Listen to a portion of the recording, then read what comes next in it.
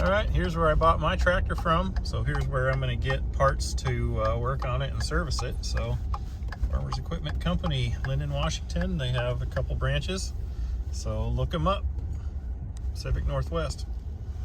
All right, so here's the oil we're going to run. I have to get one more quart of that, but that's the stuff. Heavy duty diesel oil. Here's the filters that I got from Farmers. Just the 3, Farmers Equipment Company. You can see the total here. Here's what they were and what they cost. Now I got to get the oil for the front end and the transmission, which will be hydraulic at the same time for my H model, and then we'll get to work. All right, guys. Part 1 here on the, we'll do this in a 3-part. So we're going to do the engine oil change today. So I just ran it and it was warmed up. So this is the filter you're going to need. Got it from my dealer. I'll put the price in below now, trying to remember offhand. And then the oil I'm going to use, you're going to need a gallon and a quart, so like 6 quarts, I think, if I remember right. And down underneath the engine, there's a yellow drain plug right there, right above that bar, so that should be nice and messy. And that's where you're going to drain your oil out. So when you go to adding oil, right there, it says oil in it. So there's the oil filter. So I'm gonna drain the oil, put the plug back in, then I'll take that filter off, or pull oil in the new filter, screw it on, smear oil around the seal. Then we're gonna top it off there and check it with the yellow dipstick there. Okay guys, hope you can see it. So 17 millimeter is the size of that plug. I'm gonna try to break it loose with my ratchet here.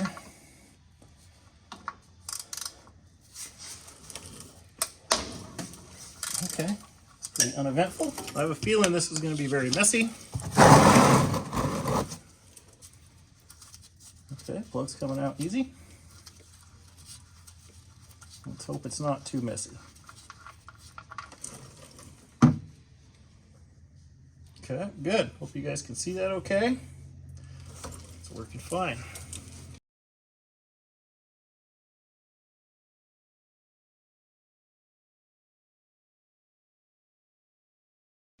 I do like that they label all the drain plugs and stuff yellow. You know what you're looking for. It's pretty easy that way.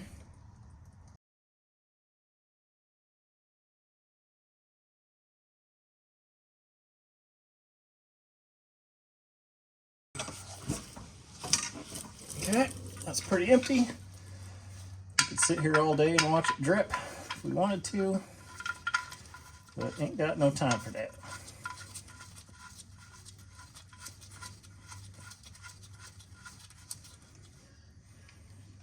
Put that back on there. Clean up some of this oily mess here. Then we're going to snug that back up and move on to the next step.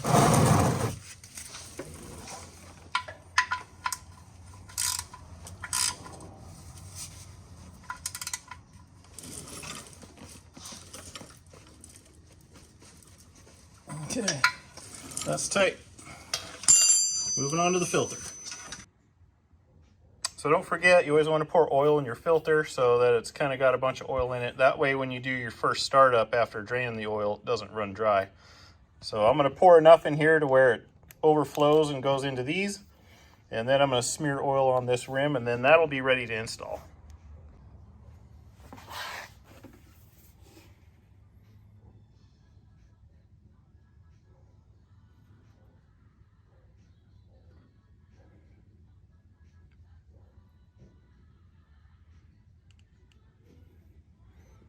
Just like that.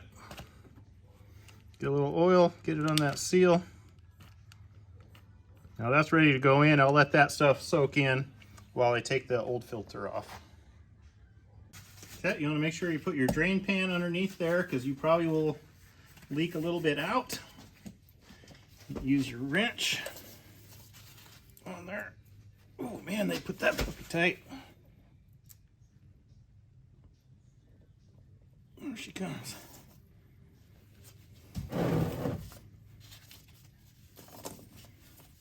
Okay, once you get it loose, it'll come easy from there. You can probably just let her leak out there if you want.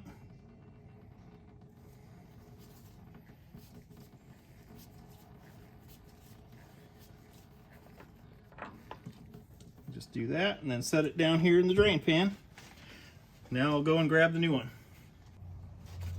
Okay, here's the new one. Put that baby on there and spin it into place. Now you can take a paint pen or something and write your hours on here. I know my first one here is 50 hours, so write it 50. Screw that on tight by hand and that's it. You don't want to use your tool or any of that. So now you can clean up your mess. The only thing left to do now is to start putting oil back into the engine. It's kind of a fun spot to get to, so we'll see how this goes.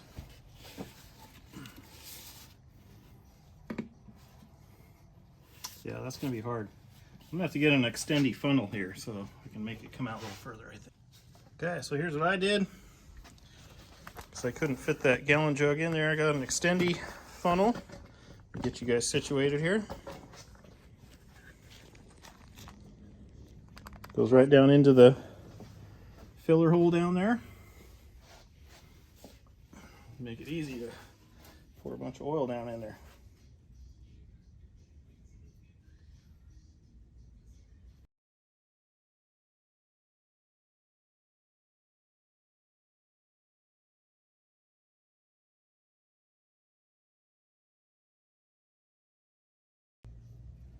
Okay, once you think you start getting close, probably a good time to check the dipstick for fun, see what you got.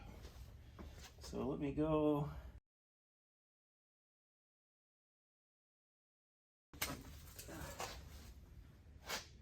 Okay, where are we? Hey, it's close to full. Okay, so from there, what I'm going to do is you're going to fire it up, put your dipstick back in, fire it up, and let it run for, I don't know, 10 seconds or whatever, and then shut it off and check your oil level again.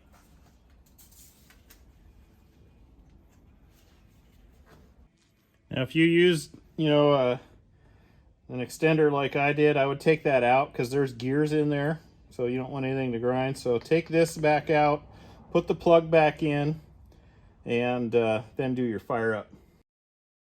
And we'll put the plug back in temporarily, because we got to fill that oil filter with oil. So we'll do that, keep everything clean. Let me grab my keys and we'll fire it up and let it build some pressure.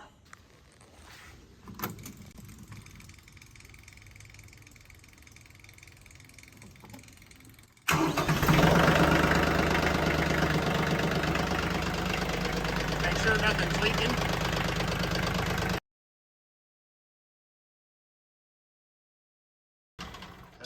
Should build enough oil pressure by then to fill the filter.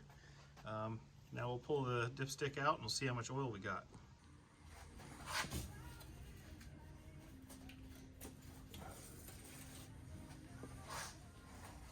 Okay, again, clean it off, put it back in, and see what you got. It's a tricky spot to see down there.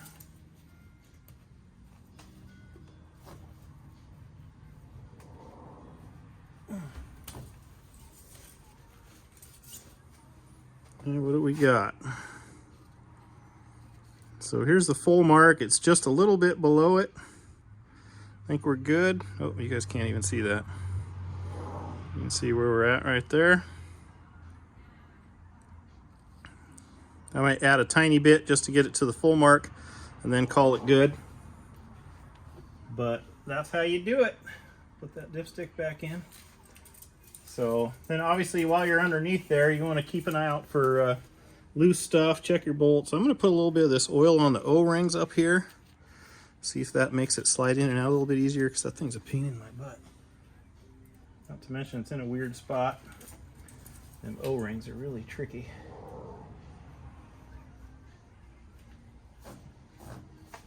I think I got it. But yeah, so I'm going to dump a tiny bit more in there, double check it, call it good. And there's how you do an oil change on a Branson 2515H. So if you have any questions, leave them down below. If you're interested in anything I use in the video, look below also. And yeah, we'll continue on with the service. There's lots of other things to do. We got to change the transmission and HST oils and filters, re-grease everything. We got to change the front end oil and check bolts, you know, lug nuts, stuff like that. So there's lots of little things to do. This is the 50-hour service. Got to also do the air filter, clean out the air filter and the little thing in front, which I can see through mine, and some other little things. So we'll be touching on all that. I'll probably make one monster video with everything, and then I'll break it down into sections from there on out. So, all right, we'll catch you on the next one.